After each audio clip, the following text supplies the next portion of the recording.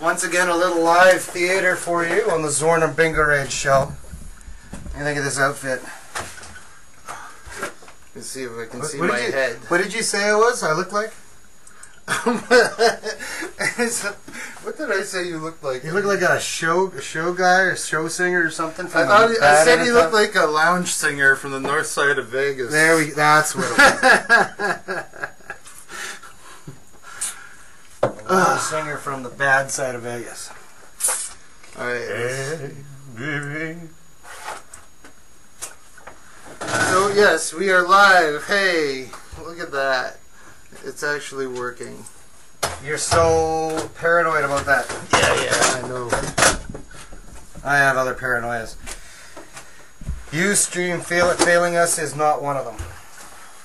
Well, you know, it's not Ustream failing. It's my forgetting to do something usually that results in the thing crashing.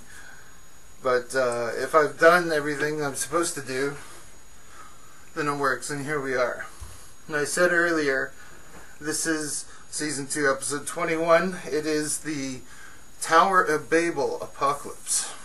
Now, Zzorhn and I didn't get around to talking about this show very much until only a few days ago. And we really didn't have a good theme or title in mind until about a week ago. But the Tower of Babel apocalypse, as I tried to convey to Mr. Zzorhn here, is that there are some entrenched divisions in society that have arisen from, I believe, quite intentional cultural sabotage. We have been separated from each other through mounds of bullshit. Why is that a technical term? That's real technical. Mounds of bullshit. It is so good we had to say it twice. It's an accurate measurement of, you know, propaganda and cultural jamming that we're facing here at the hands of our medias. A little bit of Canadian courage. The Tower of Babel has been very present in Z and I, our online lives in the last week. I've been trying desperately to pin down an online acquaintance on a point that we could both agree on when it comes to protest. I was trying to identify what we have. Would you quit fucking with my camera? Yep, I can quit now. That's right. Here, okay, we'll get you more in the picture. It was looking at the roof. It was looking at the roof? Yeah, I'm looking at it right now. There we go. That's my nitpicking. All right, sorry. Okay, carry on. There. Is that good? Yes. We're good? You happy? I'm all happy. You're happy. Okay, good.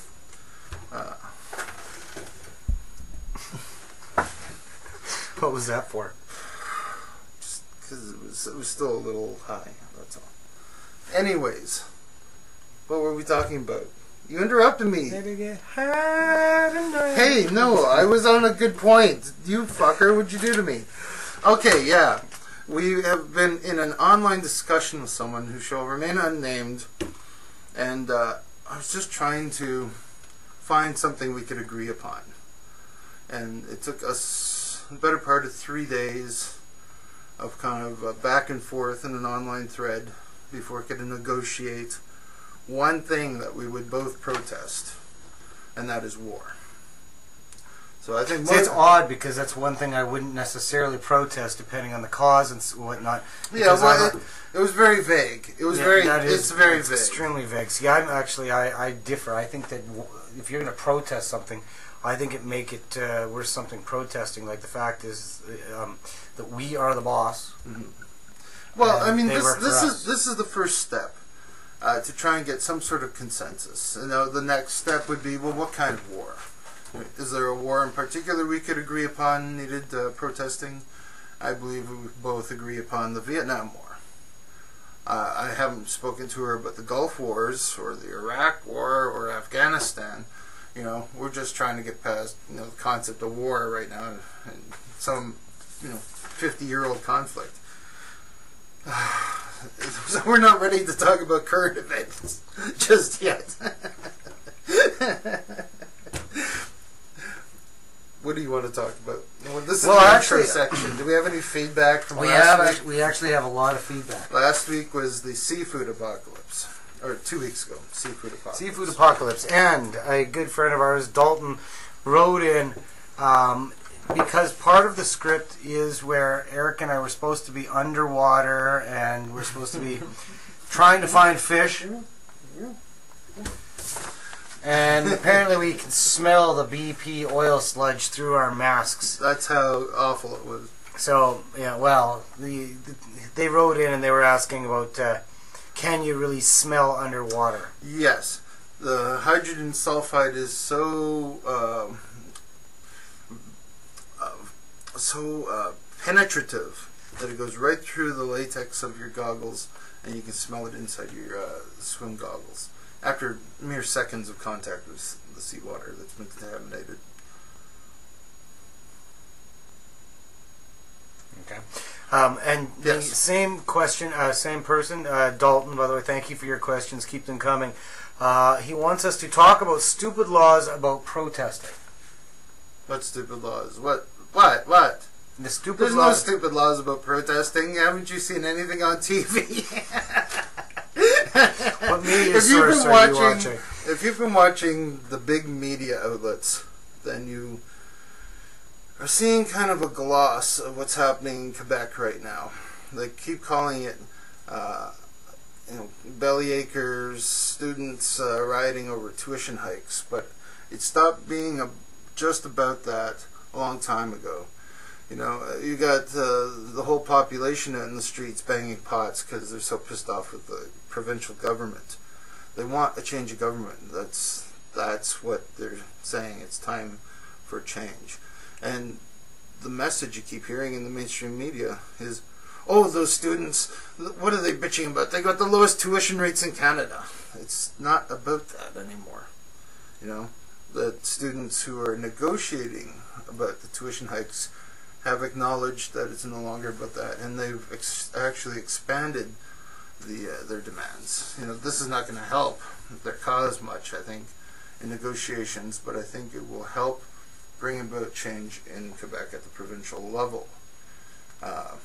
So it's going to have real change here, I think, in the long run. And Quebec's just reaping what it's sown.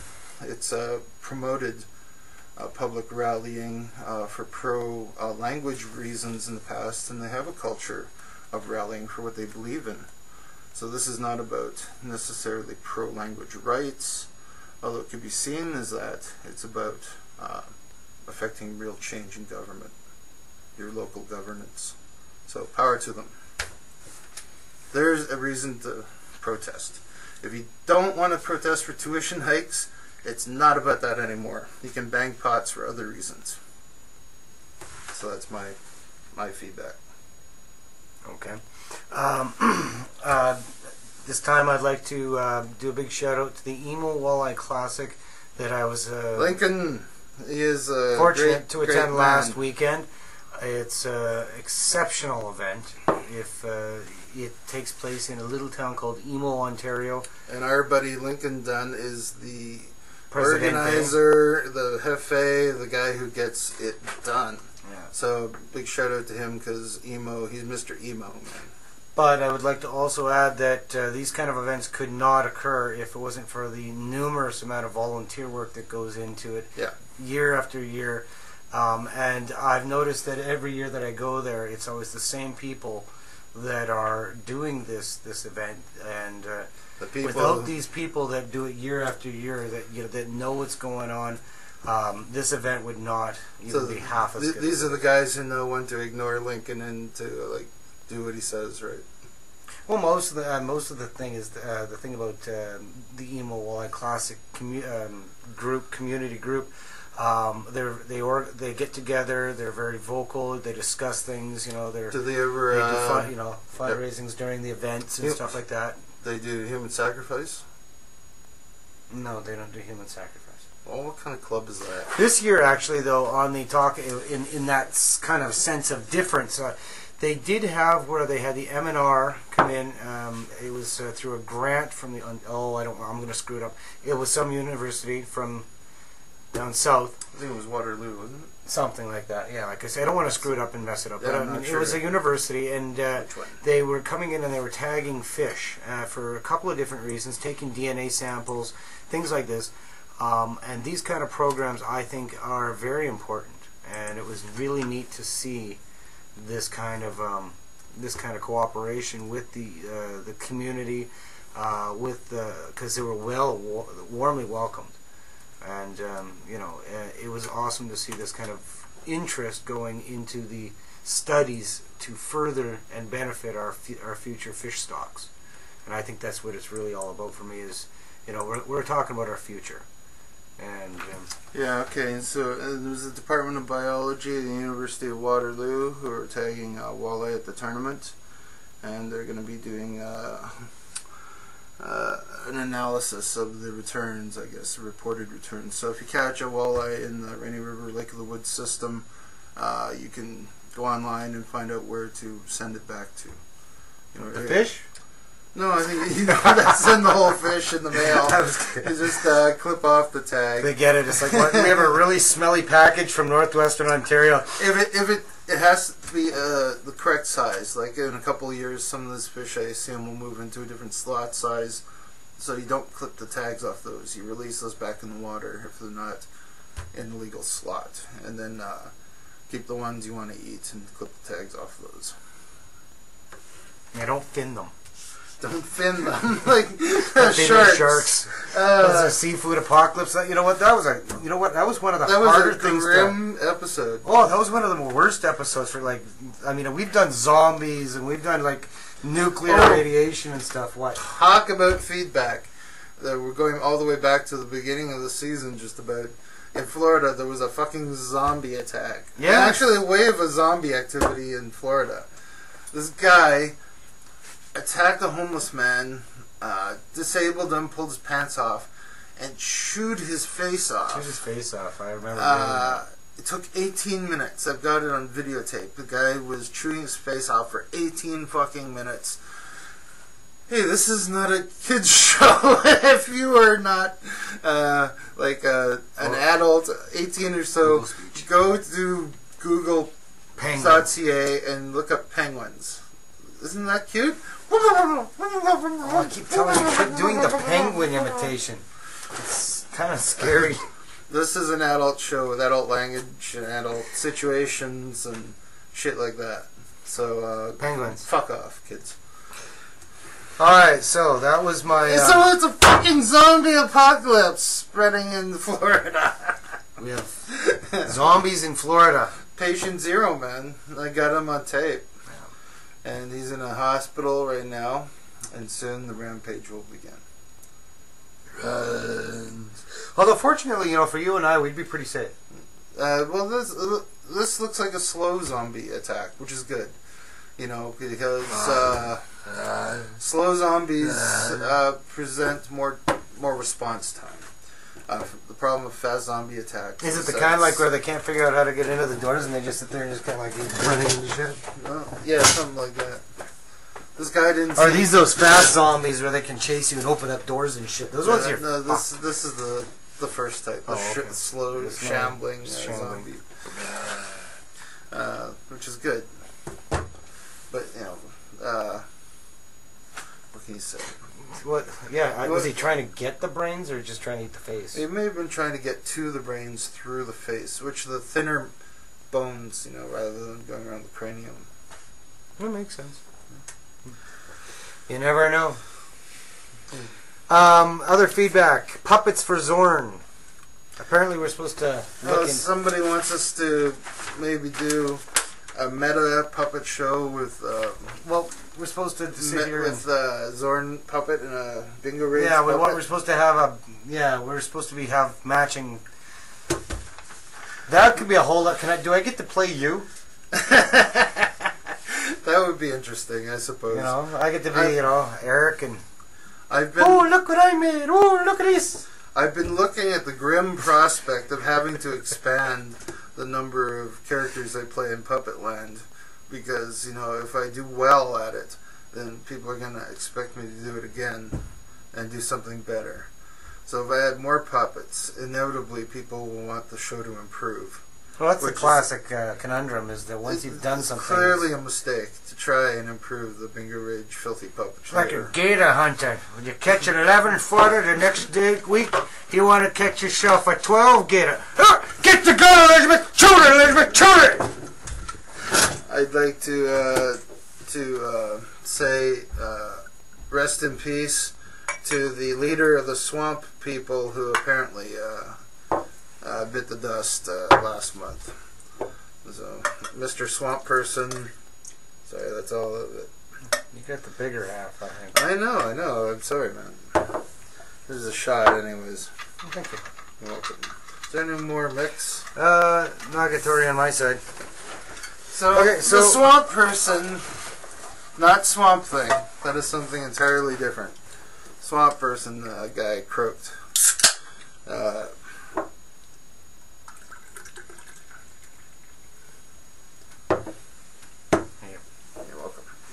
Well, ladies and gentlemen, that concludes, I think. Do you have any more? I don't think so. We need to talk about some more. You have feedback?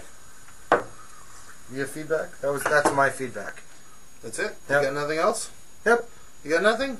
Well, there's the wouldn't experience help, but all right. That's just on that, but we kind of played that to death. So, what do you know about the Tower of Babel? Tower of Babel was it's more...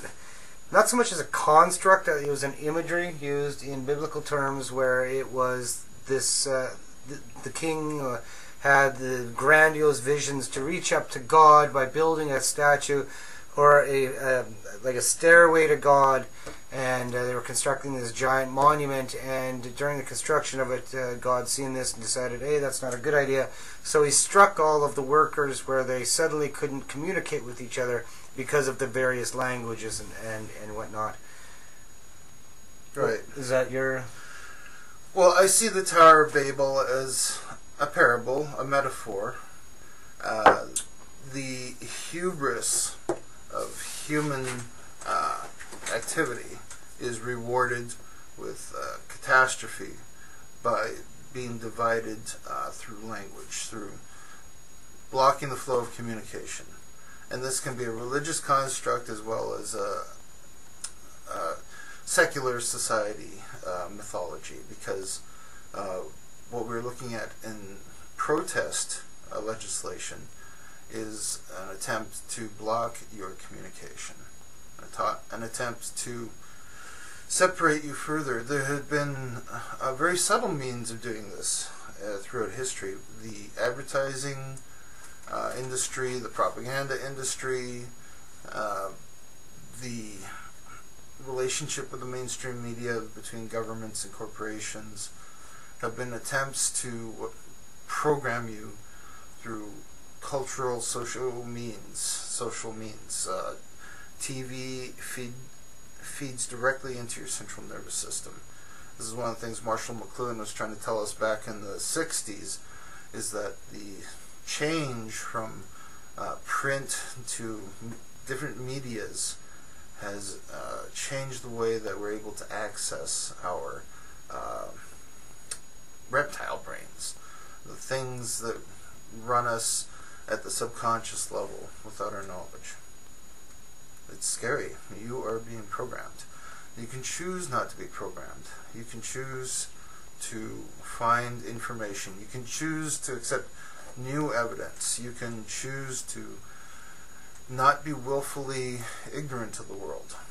When you are challenged in your beliefs, you should at least be able to review the evidence, and if you are challenging someone, you have to present evidence to be reviewed.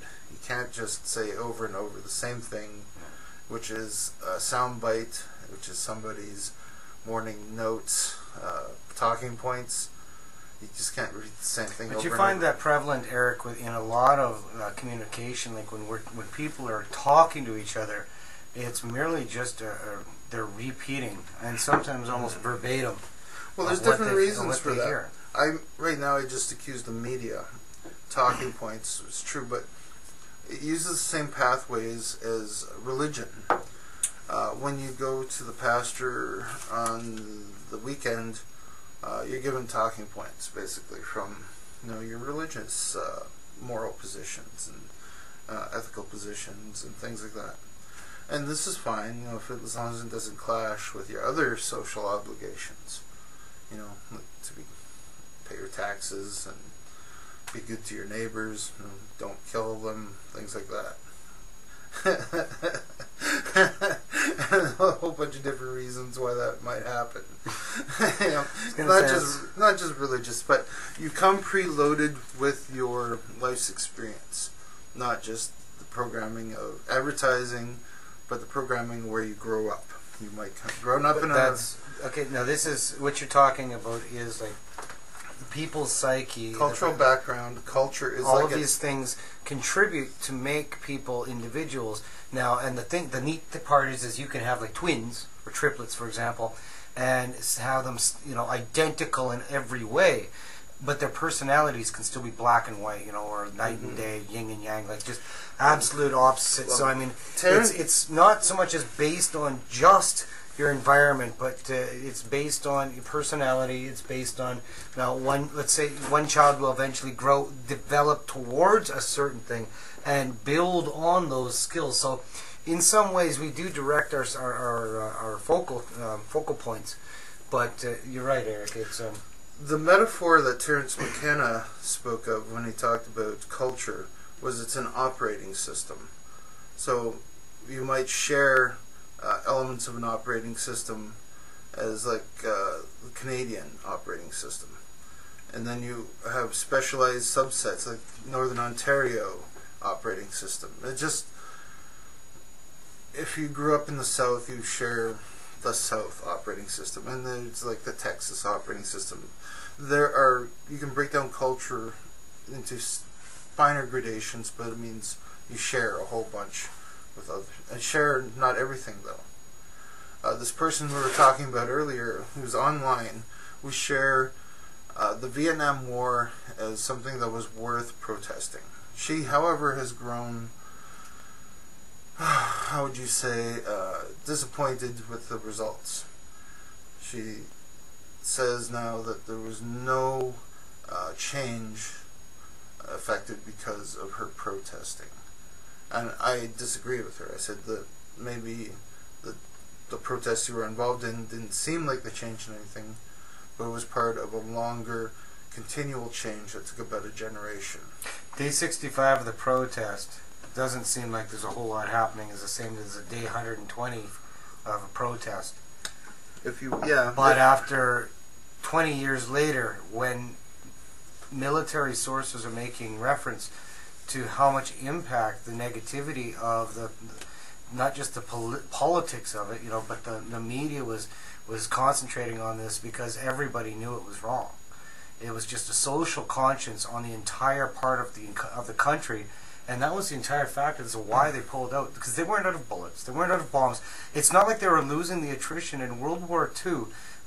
One of the major factors, deciding factors of what prolonged the war, was because of the attrition factor, was that every country involved in that war was scrambling for resources. This was not true in Vietnam, where they dropped more bombs in one day than they dropped in the entire war in World War II. So, I mean, when you look at the factors as to why this war was ended at a stalemate, I mean, the fact is that no side won.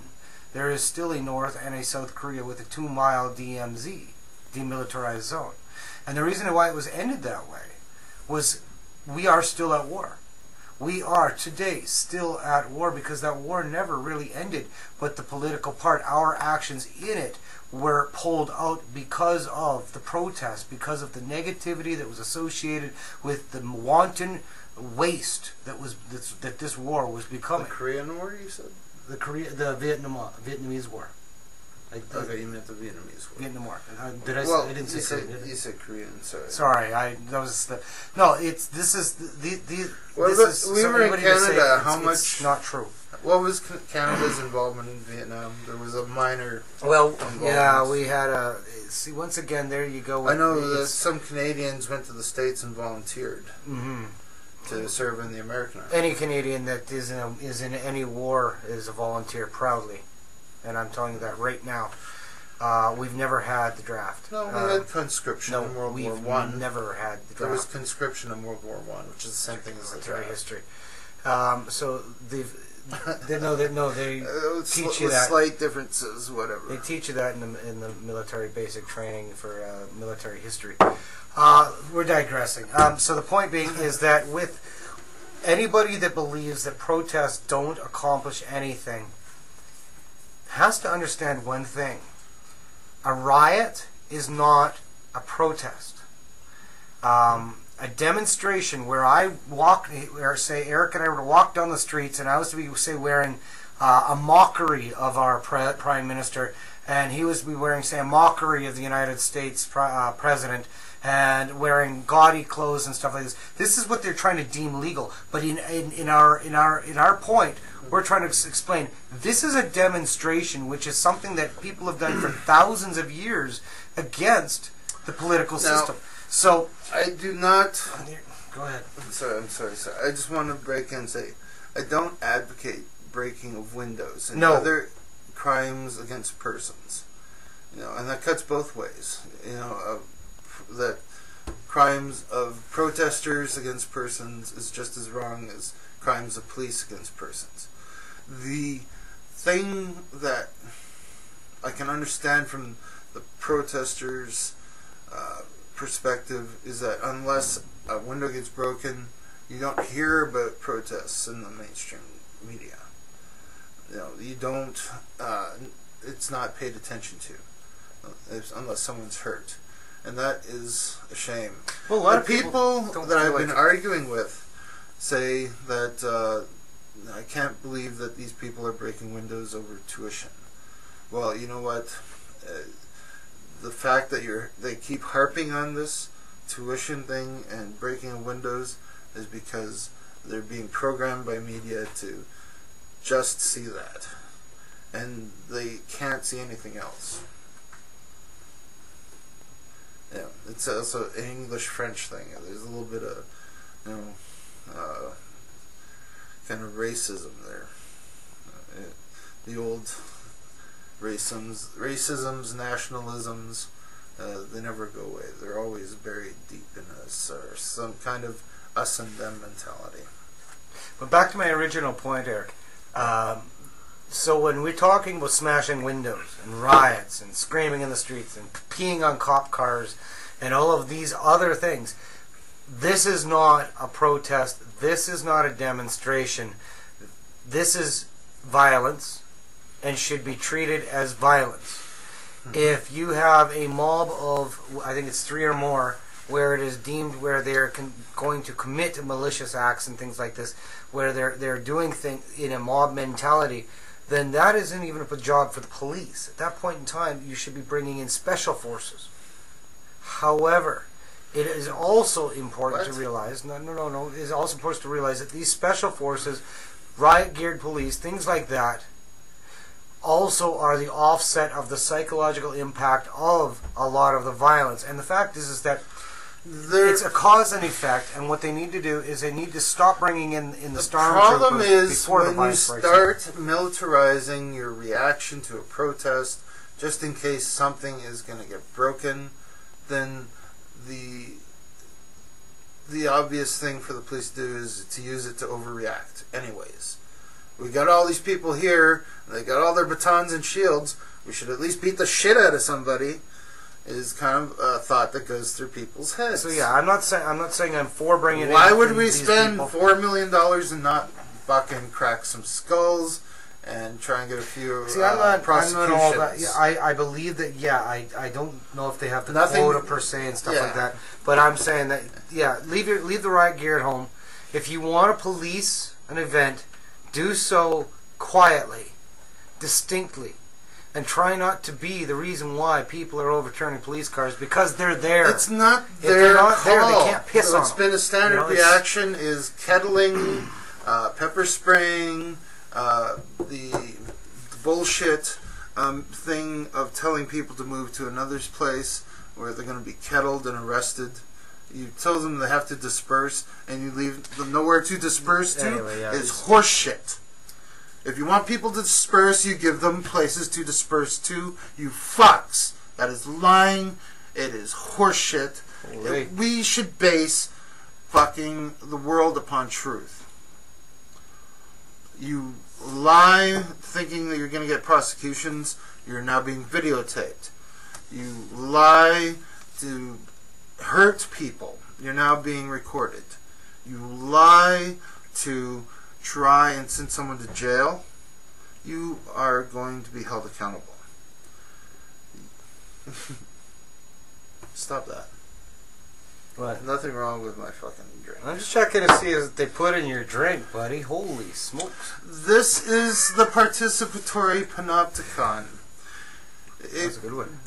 Do you want a surveillance state? Fine.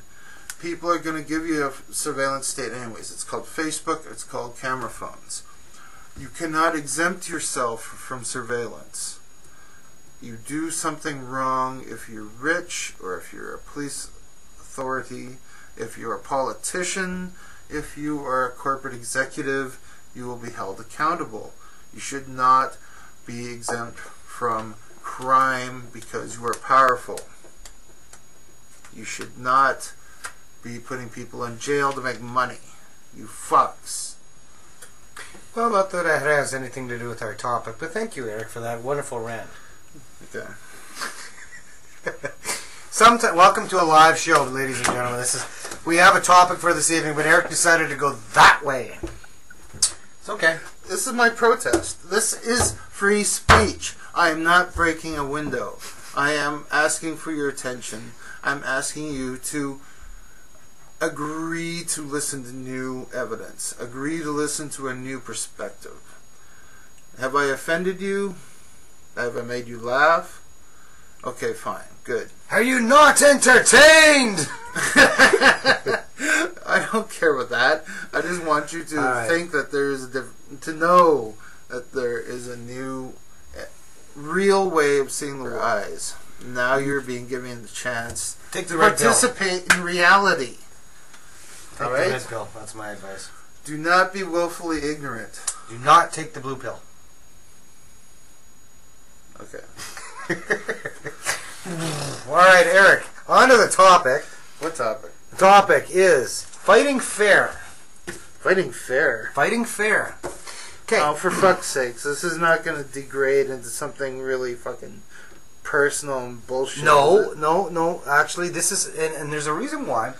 And first of all, Eric, do you think that fights are a good thing or a bad thing? Bad thing. Okay, see, that's where you're wrong.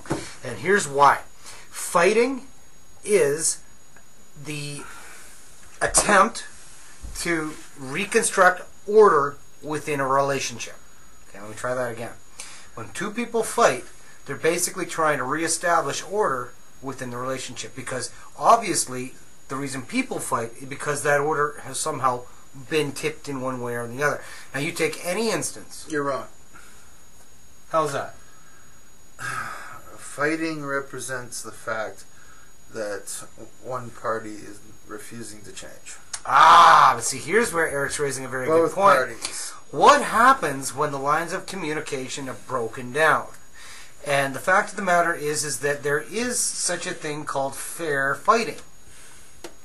You've never had this class, have you? I'm about to teach Eric a class in fair fighting. It's called a class in self-justification. No, it's not a class. It's what? Actually, I'm gonna sit over here and listen to whatever you're saying. My drivel, as you like You to say. go ahead and try and explain yourself. All right, it's very. We Actually, can break this down into 9 Z parts. is gonna dig himself a hole. That's I'm what digging myself a we're hole. calling this. If segment. anything, I'd like to explain this as most relationships, either between a man and a woman, or man, female, whatever have you. And so in that, when I'm talking about relationships, the majority of relationships that I'm making reference to are that of married couples or common law or what have you in that sense. Okay, so the fact is that fighting does occur, and it is by definition extremely healthy for people to fight. Many scientists have confirmed this fact through the release of endorphins, through the release of other chemicals. There's a reason why people have after-fight sex. I mean, you know, like the makeup sex is so good, and the reason why is because all of those release of chemicals and neurons that are... And it's hard to say no when you got a broken nose. Well, point being is that it is very natural for human beings to fight. I mean, you look at any other animal species on the planet, and every single animal species fights as well. Humans are no different. So with that, we have other challenges in our relationships, that being of the ability to communicate, which, of course, rises us above other animals, the primates, things like that. We can talk. I'm sitting here tonight talking to you, and through the wonderful use of technology, sharing my message through communication. But sometimes lines of communications break down, and there's reasons for that. The first reason most times we have a fight is for stubbornness, and this is fairly basic. Most people, as a general rule, human beings don't like change. They like to resist change. We're very stubborn people. In fact, it's almost a genetic trait. The fact of it was the stubborn monkey that got the last apple off the tree. So in our development through the ages, it was the stubbornness and determination that has made the human being excel. But when it comes to communication, these things break down, and when they do, people can be stubborn, and this can unfortunately have serious setbacks when it comes to trying to communicate. Hold on one second, I just right there. Oh, the wonderfulness of live television. Number 2, when you're not willing to admit your fault. Now, this is kind of the same as stubbornness, but it's a different thing. It's when you know you're at fault, or you don't quite realize you're at fault, but you just don't want to say, I'm sorry, or, you know what, you could be right, or something like this. And like I say, it's kind of like being stubborn in its own way, but not really. You don't want to admit it's your fault, and it's pride. It's different from being stubborn. It's an emotion. So I mean that's where you can separate the two of them, the distinctiveness. One's useful, one's just a negative connotation. So number 3 is by comparison. When you're fighting with your spouse and stuff like this, it's very common to bring up things like, but your family did this, or you do this, or you did this like 5 years ago. Well, these comparisons really do nothing to help a fight. I mean, it's poor fighting, it's bad form, as they would say, and they contribute zero to the conversation. I mean, so when you're doing that, you've instantly lost, your credibility in the fight, and usually from there it degrades. So with that, number 4 is bringing up the past. Like you have a tendency to, well, he's cheated before, he'll do it again, or he cheated with some other woman, he'll do it with another woman. These things like that, I mean, these are very unhealthy, just jealous emotional responses.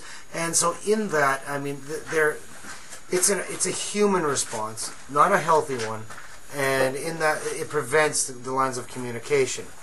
Number 6 is exaggeration. For the 50,000th time, I've told you to stop doing something. Really, if you need to exaggerate to make your point, then obviously your point isn't very strong in the first place. It could be because you're lacking on number 2. You're not willing to admit you might be wrong. When and I guess what I'm trying to say is when these things happen, the lines of communication break down, and you're no longer able to communicate with each other. 7 is lying.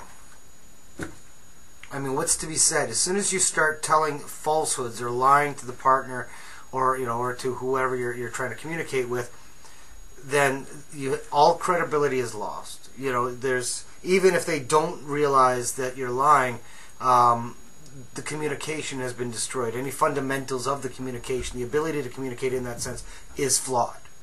So lying just it's no good. 8, harsh words. Now, even I am very prone to realize that when I get mad, if I drop a couple F-bombs, people tend to listen. And holy smokes, watch me drop a couple. I'll even know how to drop them with flair, too. Fuck. It really does nothing to your conversation. And my mother used to tell me that the moment that you swear, you've lost all lack of control. And in that, I think, Mom, you're right. All lack of control? You've lost lack of control of your ability to communicate. So, harsh language, it really doesn't impress anybody but the boys you're drinking beer with, to be honest. And number 9 is explosive anger. Really? Like trying to make these kind of emotional outbursts. And I mean, let's be honest. There's times where you want to suddenly just get mad because you want to make a point, But as soon as you've done that, the lines of communication have once again been destroyed. And so these are, like 9 reasons why communication can break down between couples or, even any relationships. I mean, you can take these kind of things to any status of any relationships. And so finally, choose to listen before you speak. I mean, I guess the whole thing is when you're trying to communicate to people, the biggest thing you have to do is you have to learn how to listen. And it's really hard as human beings to sit there and without trying to interrupt, without trying to make your point heard, because damn it, they're so just wrong, and if you could only just explain to them, but if you just sit there and listen, suddenly when it comes time for you to speak, they might just listen to you too. So, it's something we all need to work on, is our listening skills. Alright. Are you done? Yeah. Alright. I think you're right about the listening aspect. I accused someone of not listening online in a textual argument. How can you not be listening in a written argument? Well, it's possible, I guess. In a written debate, I mean, when we emote many things, it's almost like we're writing an online diary in that way. So. Well, it's an active process. I like to think that, we are making progress as a group kind of in this online forum, or maybe we can start to present a unified front of some sort. I'm not happy with just identifying what separates all of our positions. Some common areas of belief, What do we want to change about the future? Not what do we want to argue about the past. That's where communication on the internet, I think, is going to change the future. I think once we get past this arguing, when we realize the power of the tools we have now and are threatened by copyright legislation, by anti-free speech legislation, libel legislation, all kinds of government want to put restrictions on our ability to make agreement with each other online.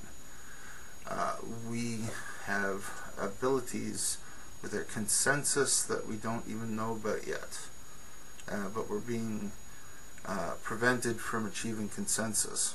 Right now, the main enemy is culture jamming, culture programming, advertising, military propaganda. These are as real in your life as air, but you don't see it, you don't feel it, you don't hear it. It just is. You have to become a critical reader of all media. Everything that you are presented with or that you find has some sort of agenda. If it seeks to inform you and educate you honestly, the easiest way to find out, like when you're talking about credibility for articles and stuff, is just to check the credibility of the site itself. So like if they're writing about News World Weekly, or they're writing about like CBC Canada or stuff like this, all of or Fox News or any of the CNN, any of these, all have their own political slants. They all have their political agendas. They are owned by the people that do the commercials. They are, they have things engineered just to an absolute perfect T, so that they can have your attention as often as they can, every single week, every single day, for as long as possible. And they're in the entertainment business. They're there to present news that you want to hear. So I mean, you have to. So these are things where it bleeds. Make sure you check your credibility. And the reason you hear about protests is because something got broken, not necessarily because there's a lot of people there. These are the things that can inform the common wisdom. And if you hear a bunch of people parroting the same things, then what you're probably looking at is cultural programming, as some sort of narrative that has been crafted for the general population. And you might receive narratives that are different from your neighbors across town and across the country. The more that advertisers and governments can access you with a specific message, which is becoming easier through online media, the easier it will be to kind of have an online nationality, to have online brand loyalty. The challenge to everyone who is using media is to be critical of it. And a lot of people don't even know what that means. They say, I'm critical. Every time I see something that I disagree with, I tell everybody about it. Rather than questioning their own beliefs and whatever they might disagree with, or looking at new evidence. I really like to follow scientific sites, journals that are constantly alerting me to the trickle of new scientific inquiry and scientific discoveries. If you don't believe in science, then you're being left behind by reality. And a lot of people are being actively told and actively believe that it is cool, it is good to disbelieve science because it doesn't agree with their socio-economic status and their nationality, be that the Vatican or someone from the southern United States or a Canadian conservative. It doesn't matter. We are being shaped by other people's views. It is our responsibility to acknowledge that and to take responsibility to help shape our own world. You have a voice now. Don't let people take it from you. Sit down, Z. Sitting Z. Alright, where are we? What do you want to do? Do you have anything else to talk about when it comes to communication? To lack of communications? To communications? No, that was pretty good. Hopefully the microphone's working. Once again, thank you for sticking around for the entire show, if you have indeed done so. This is season 2, episode 21, the Tower of Babel Apocalypse. Have we said anything that you know, something I was thinking about when we were doing this that made sense? Was the fact that Eric and I have to sit here and many times try to communicate with each other. And I was actually, I didn't write this down. I was thinking about this, and I wasn't going to really do it. Here it comes. Here it fucking comes. Do you ever find times where it is difficult to communicate with me? Yes. Yeah, of course.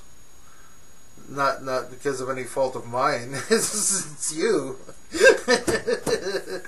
Of course. Sometimes you get so agitated you refuse to hear anything. And yeah, so I can't sometimes break through that. Dramatic. Oh, somebody is a fucking drama queen, and it's not me. No? No. You're not a drama queen? No. No? No. No, never mind. Yeah, right. But it was funny when we were doing this topic, because every time we do up these topics, and we have to research them and stuff like this. And Sorry. it's funny because here's my thing. I always think that I'm extremely linguistic. I'm always thinking that I'm wordiferous, you know. What did you think of that podcast I had you listen to? It was interesting. I mean, didn't realize there were so many different terms for liberalism. The podcast I had Z listen to was pointofinquiry.org. Naomi Oreskes, neoliberalism and global warming denialism. There's a mouthful. Yeah, it was interesting. And, but see, what I she listened to says, it twice. Once at 3 o'clock in the morning.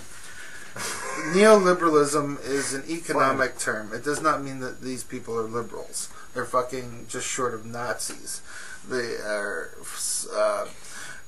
economic fundamentalists that like to think of themselves as harking back to Adam Smith, who was living in a time of monarchs, not in corporate-ruled America, and North America, Canada, and the States, and Europe. All these grubby fucking money market capitalists who fail to let themselves fail. Capitalism is about winners and losers within the system. If you don't let the losers fail, if you bail them out with trillions and trillions of dollars, that is not capitalism.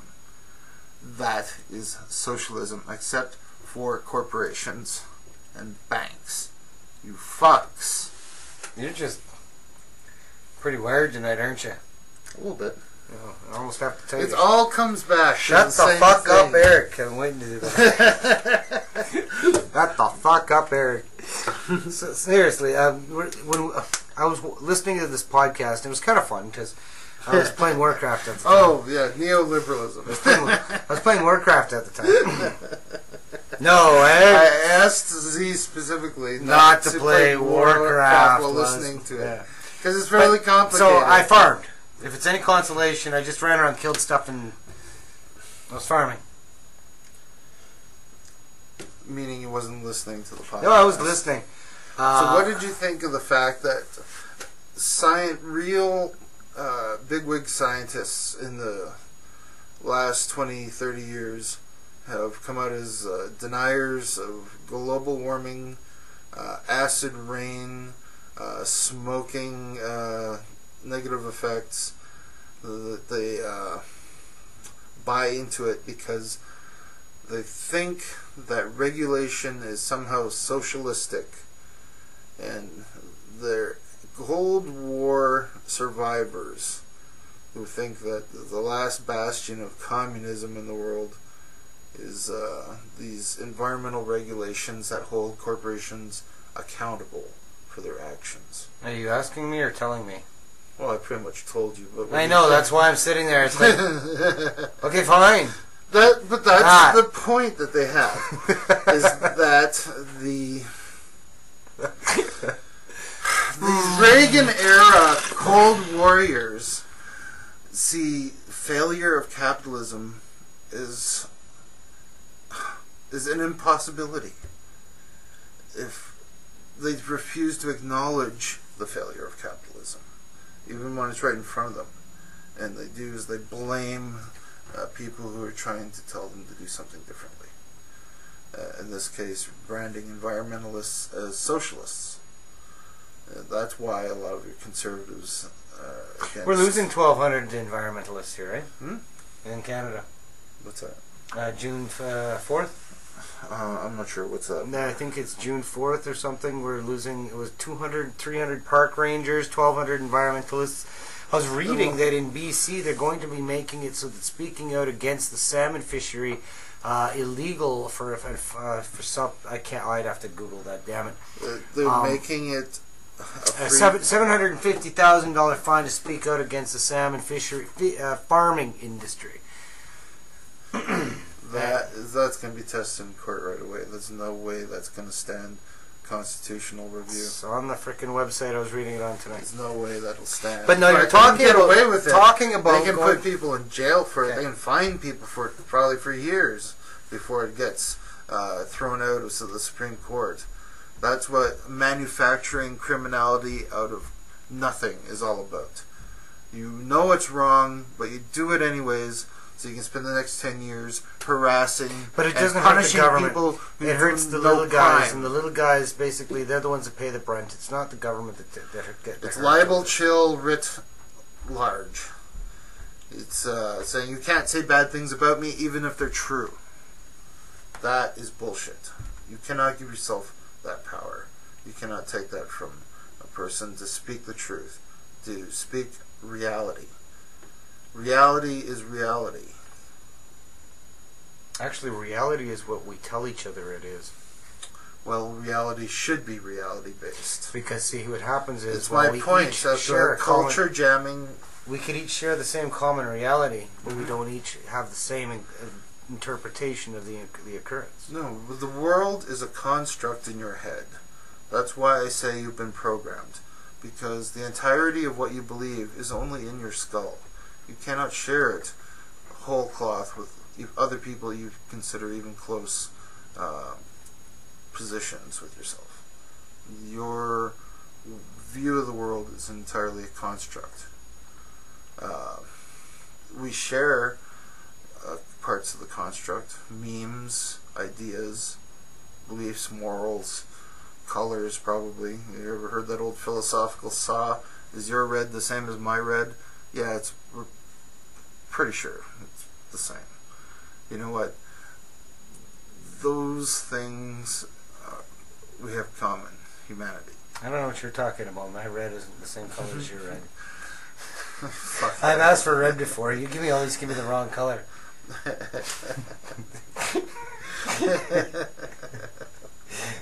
Okay, ignore that. No, yeah, just fuck off. He's a philosophical genius, but he's doesn't have the same color of red as I do. Whatever. We don't have the same red, buddy.